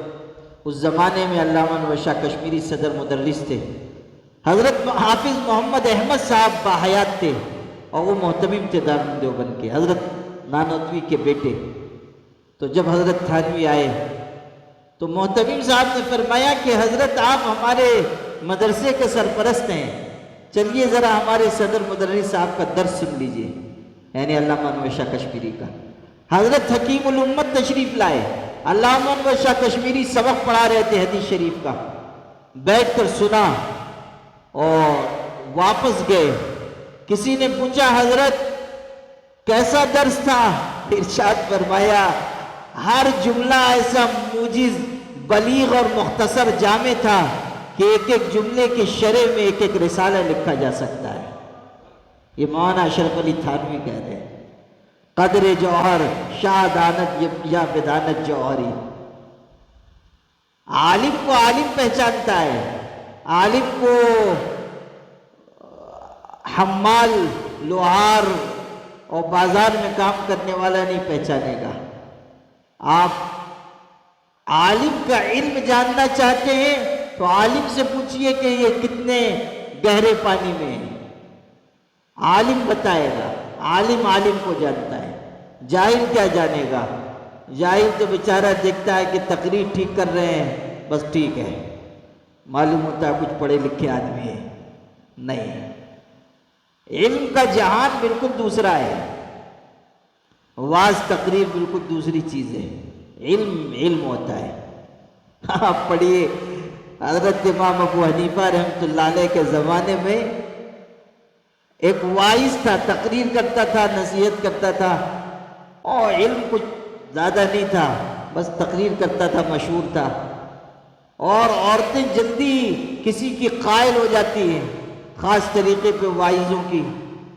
وہ حضرت امام ابو حنیفہ کی والدہ، ان کو تقریر اچھی لگتی تھی واعظ کی۔ جب کوئی مسئلہ پوچھنا ہوتا تھا تو والدہ کہتی تھی امام ابو حنیفہ سے کہ مجھ کو لے کے چلو ذرا مسئلہ پوچھنا ہے۔ وہ امام اعظم ہے، اور فقہ میں سارے لوگ ان کے محتاج ہیں، کس درجے علم پر تھے، لیکن والدہ کہتی تھی مسئلہ پوچھنا ہے، لے چلو۔ 1000 بار آپ اس حقیقت کو سمجھیے کہ حضرت امام ابو حنیفہ علم کے جتنے اونچے مقام پر تھے، روحانیت اور دین کے اسی اونچے مقام پر تھے۔ یہ نہیں فرماتے تھے کہ آپ مجھ سے مسئلہ پوچھ لیں، نہیں، والدہ کو لے کے جاتے تھے اور وہ ان سے مسئلہ پوچھتی تھی۔ بسا اوقات اس کو پتہ نہیں رہتا تھا، وائس کو، وہ تقریر تھوڑی تھی کہ سب معلوم رہے گا، مسئلے کی بات معلوم نہیں ہوتی تھی، وہ حضرت سے پوچھتا تھا، حضرت اس کو بتاتے تھے تو وہ ان کی والدہ کو بتا دیتا تھا۔ تو امام صاحب سے پوچھتا تھا، حضرت سے پوچھ کے ادھر بتا دیتا تھا، یعنی ادھر سے مان لیا ادھر ٹپا دیا۔ یہ ہے، آپ سوچئے۔ اور حضرت امام ابو حنیفہ کی عظمت، ان کے مقام، رتبے، مرتبے کو سمجھیے کہ کس درجے کے شخص تھے، اور تواضع اور دیت کس درجے کی تھی، سبحان اللہ۔ تو عالم کو عالم پہچانتا۔ علامہ انور شاہ کشمیری رحمۃ اللہ علیہ کہہ رہے ہیں کہ تفسیر عزیزی اگر مکمل ہو جاتی، تفسیر قرآن کا حق ادا ہو جاتا۔ تفسیر عزیزی، یہ حضرت شاہ عبدالعزیز کی تفسیر ہے، مگر مکمل نہیں کر سکے، ادھوری رہ گئی۔ جو حصہ ہے اسے پڑھ کر اندازہ ہوتا ہے قرآن مجید کا فہم کیسا زبردست تھا، اور وسعت اطلاع کس درجے کی تھی۔ خیر، جو سنا رہا تھا وہ یہ کہ شاہ عبدالعزیز نے اپنے تینوں بھائیوں کو پڑھایا، شاہ عبد القادر صاحب کو بھی، شاہ رفیع الدین کو بھی، شاہ عبد الغنی کو بھی، تینوں ان کے شاگرد تھے۔ لیکن ان میں سے شاہ عبد القادر صاحب نے روحانیت میں بہت ترقی کی، یہاں تک کہ صاحب نسبت ہوئے۔ اسی کی تعریف حضرت شاہ فضل رحمہ فرماتے تھے کہ شاہ عبد القادر صاحب نسبت تھے۔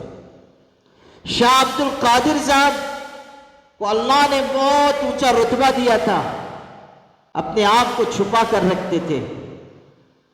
شاہ عبدالعزیز صاحب کو خود ان کی روحانیت پر اس درجہ اعتماد تھا کہ رمضان کی پہلی رات ہوتی، اپنے کسی شاگرد کو کہتے، دیکھو جاؤ میاں عبد القادر کی مسجد میں دیکھ کے آؤ، انہوں نے آج کتنا پارہ پڑھا ہے۔ شاگرد جاتا، آ کر بتاتا، حضرت انہوں نے 2 پارے سنائے، فرماتے تھے رمضان 29 کا ہوگا۔ اگر کہتا 1 پارہ سنایا، کہتے تھے رمضان 30 دن کا ہوگا۔ پہلے دن فیصلہ کرتے تھے اور شاہ عبد القادر صاحب کو دکھواتے تھے، جاؤ دیکھ کے آؤ میاں عبد القادر نے کتنے پارے پڑھے۔ سبحان اللہ۔ عجیب بات یہ بھی ہوئی کہ بھائیوں میں وفات الٹی ترتیب سے ہوئی۔ شاہ عبد الغنی سب سے چھوٹے تھے، وہ سب سے پہلے فوت ہوئے، پھر شاہ عبد القادر، پھر شاہ رفیع الدین، پھر آخر میں شاہ عبدالعزیز صاحب فوت ہوئے۔ عمر ان کی سب سے لمبی ہوئی۔ آپ کو جو سنا رہا تھا وہ یہ کہ یہ جو ان تعبد اللہ کأنک تراہ ہے، یعنی ہر وقت اللہ کا استحضار رہے، یہ اس شخص کو نصیب ہوتا ہے جو صاحب نسبت ہو جائے۔ صاحب نسبت، یہ اصطلاح آپ کو سمجھا رہا تھا۔ صاحب نسبت ہونا کوئی ہنسی کھیل نہیں ہے۔ ان تعبد اللہ کأنک تراہ، اللہ کی ایسے عبادت کرو گویا کہ تم اللہ کو دیکھ رہے ہو، یہ کیفیت ہو، اور ہر وقت استحضار انسان کو حاصل ہو جائے، اور یہ کیفیت رہے کہ اللہ تعالیٰ یا ہمیں دیکھ رہا ہے یا ہم اللہ تعالیٰ کو دیکھ رہے ہیں، اور یہ کیفیت ہر چیز میں ہو، ہر چیز میں، مخلوق پر نگاہ نہ رہے، خالق پر نگاہ رہے۔ کسی کا شعر ہے اور یہاں پڑھنا بہت موضوع ہے۔ شعر یہ ہے، اب نہ کہیں نگاہ ہے نہ کوئی نگاہ میں، اب نہ کہیں نگاہ ہے نہ کوئی نگاہ میں، میں کھڑا ہوا ہوں حسن کی بارگاہ میں۔ یہ کیفیت ہو، ہر طرف سے نگاہ ہٹ جائے۔ امام نووی رحمۃ اللہ علیہ نے ایک رسالہ لکھا ہے، المقاصد فی التوحید والعبادات و اصول التصوف، بہترین رسالہ ہے۔ امام نووی بڑے عالم ہیں، شارح حدیث ہیں، مسلم شریف کی بے نظیر شرح لکھی ہے۔ انہوں نے اس رسالے میں لکھا ہے کہ اصول طریق التصوف خمسۃ، تصوف کی راہ کے 5 بنیادی اصول ہیں۔ پہلی بات ارشاد فرمائی خشیت اللہ فی السر والعلن، لوگوں کے سامنے بھی تنہائی میں بھی اللہ سے ڈرنا۔ خشیت اللہ فی السر والعلن، لوگوں کے سامنے بھی اللہ سے ڈریں، تنہائیوں میں بھی اللہ سے ڈریں۔ بلال ابن سعد ایک بزرگ گزرے، وہ فرماتے تھے تم ایسے نہ بنو کہ لوگوں کے سامنے اللہ کے دوست ہو اور تنہائیوں میں اللہ کے دشمن ہو، اور ایسے بھی نہ بنو کہ لوگوں کے سامنے ابلیس کے دشمن ہو اور تنہائیوں میں اس کے دوست ہو۔ خلوت و جلوت میں اللہ سے ڈرنے والے بنو۔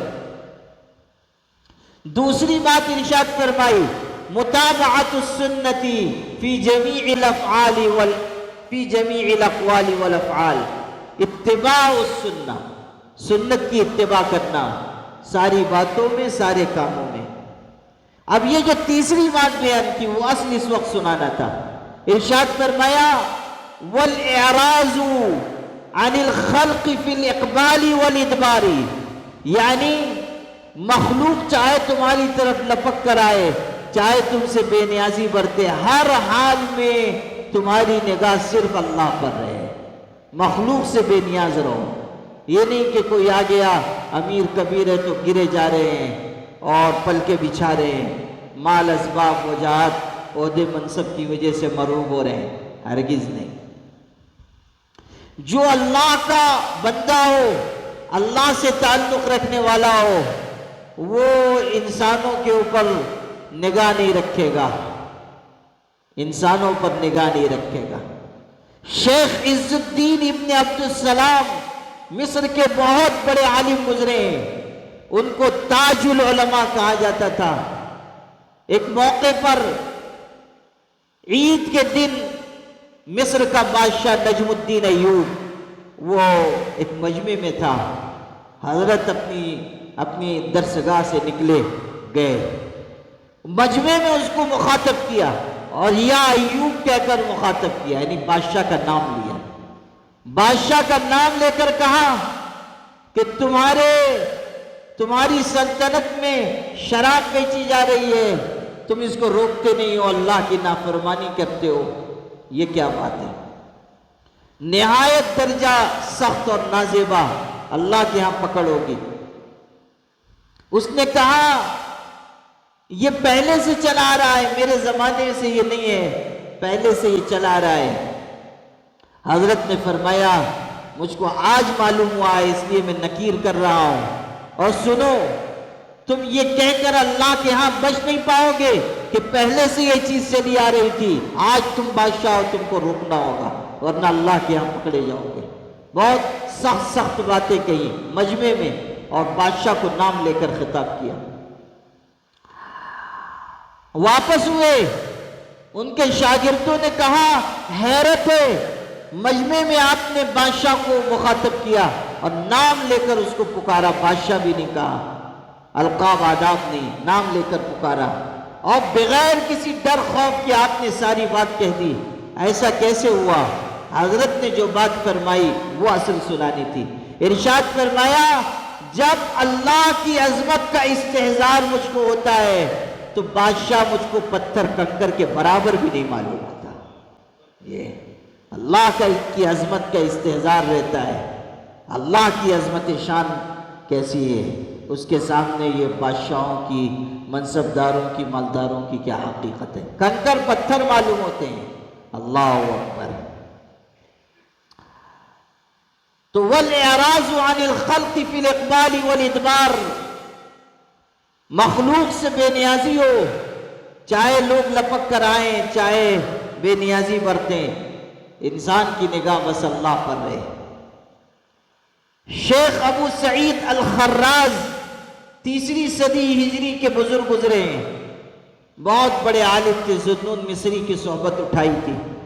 ان کی ایک کتاب ہے کتاب الصدق، ازہر کے جو پچھلے شیخ تھے، شیخ الازہر، جن کا مقام بہت اونچا ہوتا ہے، شیخ عبدالحلیم محمود نام تھا شیخ الازہر، انہوں نے اپنی تحقیق و تعلیق سے ان کی کتاب چھاپی ہے، وہ کتاب الصدق، بہترین کتاب ہے، الطریق الی اللہ بھی اس کا ایک نام ہے۔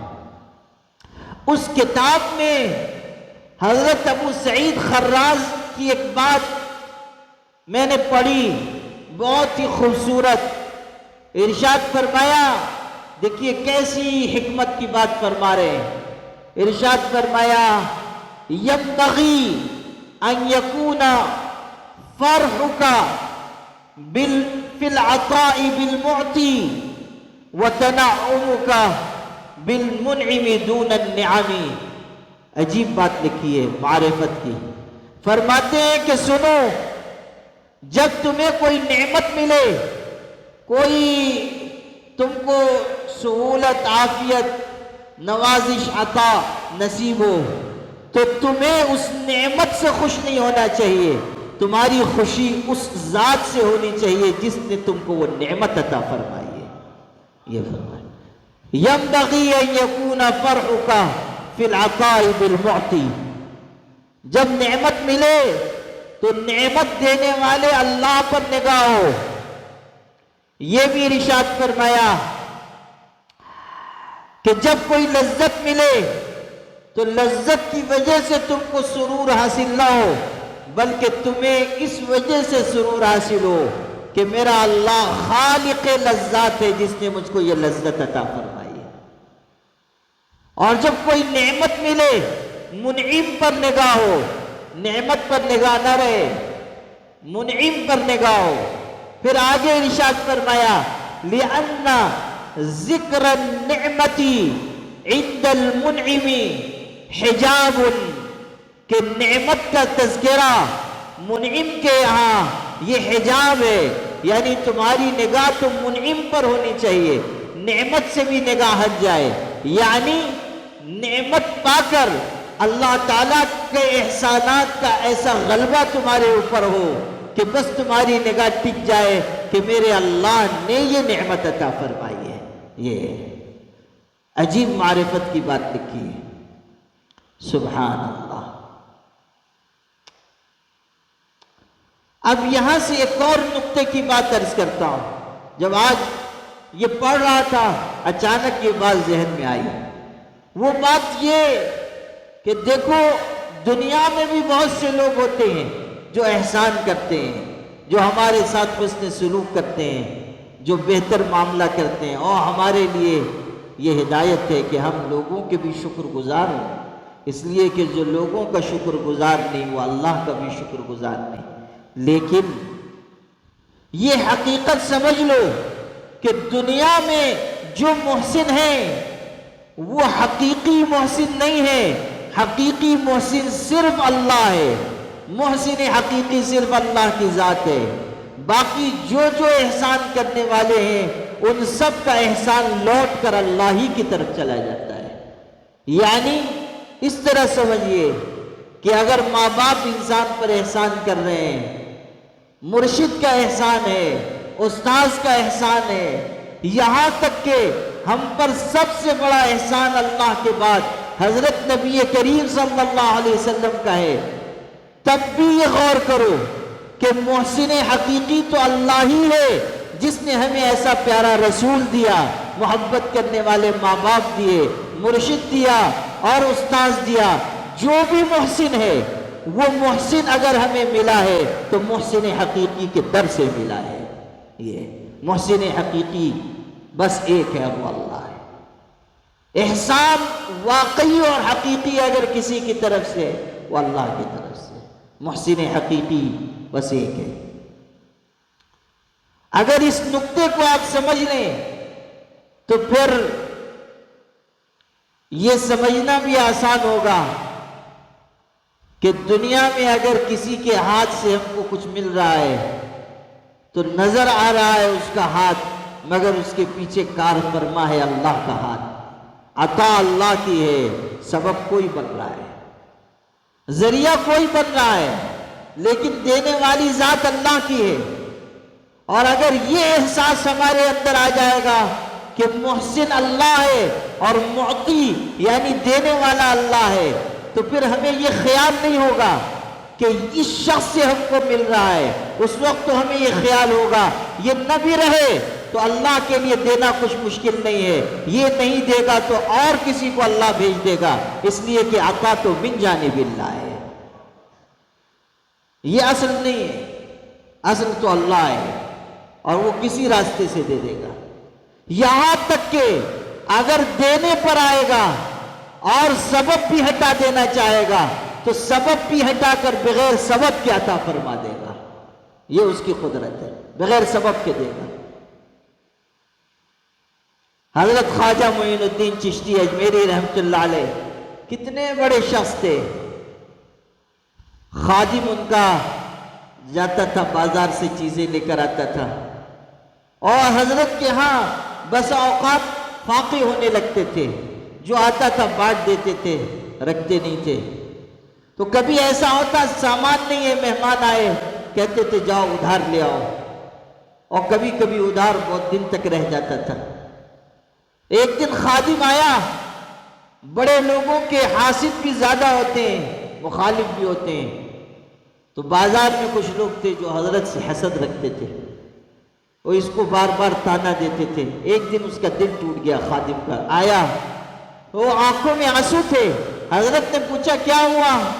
کہنے لگا بازار میں گیا، لوگوں نے تانا دیا کہ کہتے ہیں کہ تمہارے پیر اتنے بڑے ولی ہیں، ایسے ہیں ویسے ہیں، دیکھو کھانے کے لیے تو چیز ہے نہیں، ادھار ادا کرنے کے لیے پیسے نہیں، فلاں نہیں فلاں نہیں.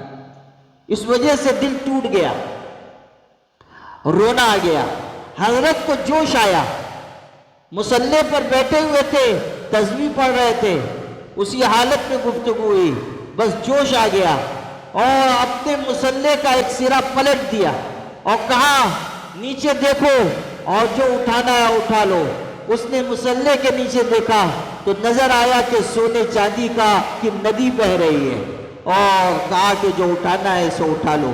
مگر منظر ایسا تھا کہ دیکھ کر وہ بے ہوش ہو گیا، بے ہوش ہو کے گر گیا. لا الہ الا اللہ.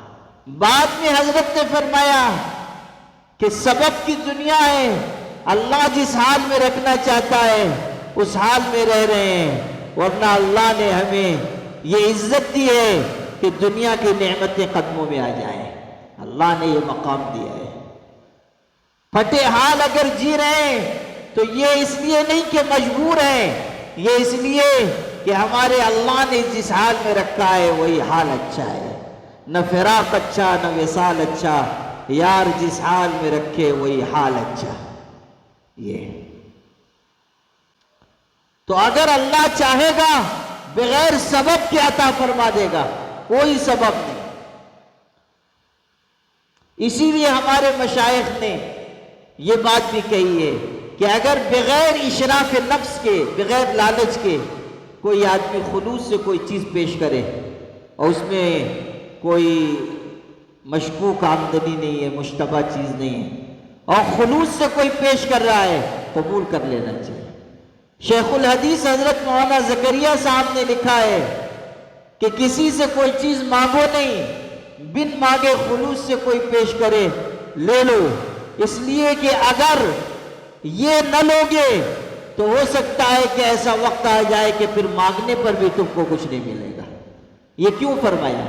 یہ اسی لیے کہ وہ جو دے رہا ہے وہ اپنی طرف سے نہیں دے رہا ہے، وہ عطیہ الہی ہے جو تم تک بھیجا گیا ہے. اگر تم عطیہ الہی کو رد کر رہے ہو تو پھر سمجھ لو کہ ایسی محتاجی آ سکتی ہے کہ مانگتے پھرو گے اور کوئی کچھ نہیں دے گا. اگر کوئی خلوص سے کچھ پیش کر رہا ہے اور تمہارے اندر لالچ نہیں ہے اور لے لو اس کو. ہاں اگر کوئی عذر شرعی ہے دوسری بات ہے. حضرت عمر ابن عبدالعزیز کو کسی نے نذرانہ پیش کیا، حضرت نے رد کیا. اس نے کہا حضور تو ہدیہ قبول کرتے تھے، آپ رد کر رہے ہیں. ارشاد فرمایا حضور کو لوگ ہدیہ دیتے تو تم رشوت دیتے ہو، اس لیے رد کر رہا. یہ کہا حضور کو ہدیہ دیتے تھے، تم تو اس لیے دے رہے ہو کہ تمہاری رعایت کروں گا، یہ نہیں ہے. تو اگر کوئی ایسی بات ہے جو عذر شرعی کی ہے، اس وہ دوسری بات ہے. لیکن اگر کوئی عذر نہیں ہے اور خلوص سے کوئی چیز پیش کی جائے آدمی قبول کر لے. ہمارے حضرت شاہ فضل رحمہ رحمۃ اللہ علیہ فرماتے تھے کہ ہم اپنے پیر صاحب کے ہاں جاتے تھے، غربت تھی، کچھ نہیں ہوتا تھا تو مٹی کے ڈھیلے لے کے چلے جاتے تھے کہ حضرت اس سے استنجا فرما لیں گے، یہ لے کے چلے گئے.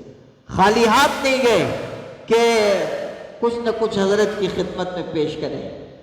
حضرت مولانا محمد علی منگیری رحمۃ اللہ علیہ ہمارے حضرت کے دادا اور حضرت شاہ فضل رحمہ کے خلیفہ اعظم، جب حضرت سے بیعت ہوئے کچھ عرصہ تربیت کا گزرا، حضرت نے اجازت بھی دے دی. کسی وقت حضرت کو معلوم ہوا کہ کوئی کچھ پیش کرتا ہے تو یہ رد کر دیتے ہیں، تو حضرت شاہ فضل رحمہ نے نصیحت کی، فرمایا مولی محمد علی کوئی کچھ پیش کرے لے لیا کرو، لا رد ولا قد پر عمل کرو، یعنی نہ لوگوں کے مال پر نظر رہے، نہ رد کرو. پھر آگے علت بیان کی کہ اس طرح رد کرنے میں شہرت ہوتی ہے، شہرت سے بچو، یہ ارشاد فرمائے، علت بیان فرمائے. اللہ اکبر. خود حضرت شاہ فضل رحمہ کے ہاں لوگ آتے تھے، نذرانے لے کر آتے تھے، حضرت کا حال یہ تھا سب تقسیم فرما دیتے تھے.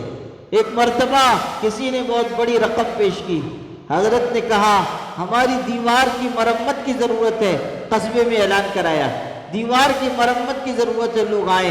لوگ آئے، کسی نے ذرا ہاتھ لگایا، کسی نے تھوڑا کچھ کام کیا. پھر حضرت نے سب کو اشرفیاں بانٹی، معمولی چیز تھی لیکن اس پر اشرفیاں سب کو تقسیم کی اور سب بانٹ کر جتنا کچھ تھا تھیلی الٹ دی. کسی نے کہا حضرت اتنے معمولی کام کے لیے اتنا سارا پیسہ آپ نے تقسیم کر دیا اور ایسی کوئی ضرورت مرمت کی تھی بھی نہیں. حضرت نے کیسا خوبصورت جملہ کہا، فرمایا ارے میاں ہماری دیوار گری جا رہی تھی اور تم کو مذاق سوجا ہے. یعنی صرف یہ ان کا جذبہ تھا کہ جو قصبے کے گاؤں کے سفید پوش لوگ ہیں جو کسی کے آگے ہاتھ نہیں پھیلاتے، وہ آئیں اور دیوار میں ذرا ہاتھ لگا دیں تاکہ حضرت کو تقسیم کرنے کا موقع مل جائے. آپ غور کیجیے، سبحان اللہ. عرب سے اگر کوئی آتا تھا حضرت کے پاس جو کچھ ہوتا تھا اس کو دے دیتے تھے. عرب سے اگر کوئی آیا، کوئی شخص آتا تھا جو ہوتا تھا اٹھا کر دے دیتے تھے. ایک دفعہ صاحبزادے ذرا تیز مزاج کے تھے اور حضرت سے عرض کیا کہ حضرت یہ کیا بات ہے، کوئی آ جاتا ہے آپ کچھ دیکھتے نہیں ہیں، جو کچھ ہوتا ہے دے دیتے ہیں. حضرت نے کیسی بات فرمائی، فرمایا کہ حضرت نبی کریم کے شہر سے کوئی شخص آتا ہے اور ہم سے کچھ مانگتا ہے، ہم سے یہ نہیں ہو سکتا کہ اس کو خالی ہاتھ لوٹا دے، نہیں یہ نہیں ہو سکتا. سبحان اللہ. حضور صلی اللہ علیہ وسلم اس کی محبت تو دیکھو، حضور کی نسبت پر نواز رہے ہیں. کہتے ہیں حضور کے ملک سے کوئی آئے ہم اس کو خالی ہاتھ نہیں لوٹا سکتے. سبحان اللہ. محبت عشق کس درجے کا ہے، سبحان اللہ. تو جو میں سنا رہا تھا وہ یہ کہ الاعراض عن الخلق فی الاقبال والادبار. اب چوتھی چیز اصول بیان ہو رہے ہیں، حضرت امام نووی اصول بیان فرما رہے ہیں. چوتھی چیز بیان فرمائی، والرضا عن اللہ فی القلیل والکثیر. اللہ سے راضی رہنا، چاہے تھوڑا ملے چاہے زیادہ، اللہ سے راضی رہنا. اور پانچویں چیز الرجوع الی اللہ فی السراء والضراء. مشکل ہو یا آسانی، ہر حال میں اللہ کی طرف رجوع کرنا. اس میں اصل جو اس وقت بیان کر رہا تھا وہ تیسری چیز ہے کہ مخلوق کی طرف سے نگاہ ہٹا لینا، خالق پر نگاہ رکھنا. یہ ان تعبد اللہ کأنک تراہ، اللہ کی ایسی عبادت کرو گویا کہ تم اللہ کو دیکھ رہے ہو. اللہ تعالیٰ یہ مقام، یہ رتبہ ہم سب کو نصیب فرمائے. میں نے آج یہ حدیث شریف اس لیے بیان کی تاکہ 3 باتیں آپ کے ذہن میں اتار دوں۔ پہلی بات یہ کہ تصوف و سلوک کوئی اجنبی چیز نہیں ہے، حضرت نبی کریم صلی اللہ علیہ وسلم نے خود اسے لفظ احسان سے تعبیر فرمایا ہے، اور جو اونچا مقام اس تزکیہ و احسان کا تصوف و سلوک کا ہو سکتا ہے اسے آپ نے بیان فرمایا۔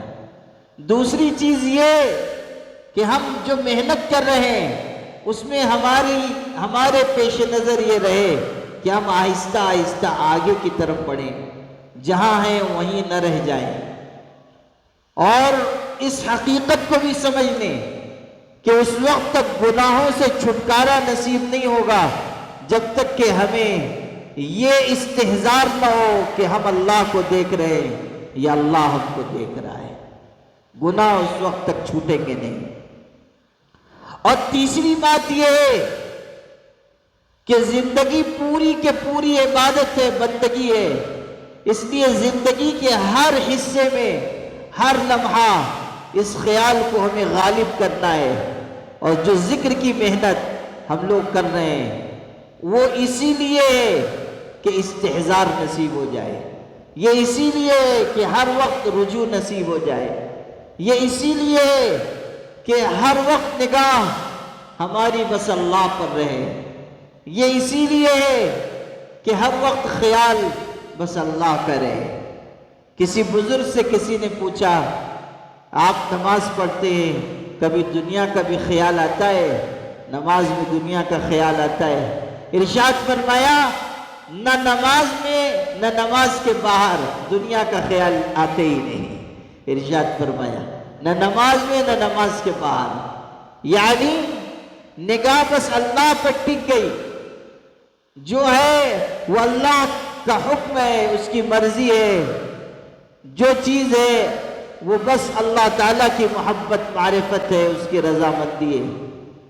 میرے بھائیوں، اگر آپ اس حقیقت کو اچھی طرح سمجھ لیں گے، بہت سارے مسائل زندگی سے آپ کے ہٹ جائیں گے، بہت سی دشواریوں سے آپ محفوظ ہو جائیں گے، بہت سے برے خیالات وساوس آپ کے اندر سے رخصت ہو جائیں گے، بہت ساری کمیاں، خامیاں، کمزوریاں، گناہ، یہ سب آپ کے اندر سے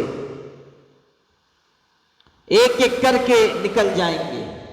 اس کی محنت کر کے دیکھیے، یہ جو مراقبہ کروایا جاتا ہے یہ اسی لیے ہوتا ہے کہ مراقبہ کرتے کرتے آہستہ آہستہ خیال غالب آنے لگتا ہے، مگر افسوس کہ ہمارے مخلصین، مریدین، سلسلے میں داخل احباب اس کی فکر نہیں کرتے کہ مراقبہ کریں، پھر مراقبات میں آگے بڑھیں، دوسرے اور جو مراقبات ہیں ان کی تعلیم لیں، ان کے اوپر محنت کریں۔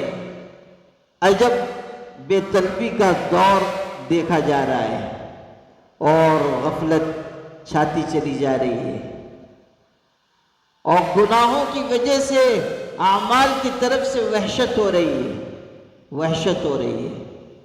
ہمیشہ یاد رکھیے کہ جو آدمی گناہوں میں پڑ جاتا ہے اس کا یقین دعا کی قبولیت پہ سے ہٹ جاتا ہے، اور جو دعا سے دور ہو جاتا ہے وہ اللہ سے بھی دور ہو جاتا ہے۔ جو انسان دعا سے قریب ہوتا ہے وہ اللہ سے قریب ہوتا ہے، لیکن گناہ کی نحوست ایسی ہے کہ انسان کا یقین دعا کی قبولیت پہ سے ہٹ جاتا ہے، اور جب دعا کی قبولیت پر سے یقین ہٹتا ہے آدمی مقام دعا سے محروم ہو جاتا ہے، اور جو مقام دعا سے محروم ہو جاتا ہے وہ مقام قرب سے محروم ہو جاتا ہے۔ اس لیے میرے بھائیوں، آپ سے بار بار عرض کرتا ہوں اور خود اپنے آپ سے عرض کرتا ہوں کہ ہم محنت بڑھائیں، آگے کی طرف بڑھیں۔ آپ دیکھیں یہ 10 دن ذی الحجہ کے کتنے مبارک ہیں، راتیں کتنی خوبصورت پیاری ہیں، جن کو اللہ نے نگاہ دی ہے وہ دیکھتے ہیں کیسے انوار برکات ان راتوں میں نازل ہو رہے ہیں۔ یوں ہی نہیں، اللہ نے ان 10 راتوں کی قسم کھائی ہے وَلَيَالٍ عَشْرٍ، پاک پروردگار اگر ان راتوں کی قسم کھا رہا ہے تو ان راتوں کی نورانیت کا کیا عالم ہوگا، اندازہ کر لیجئے۔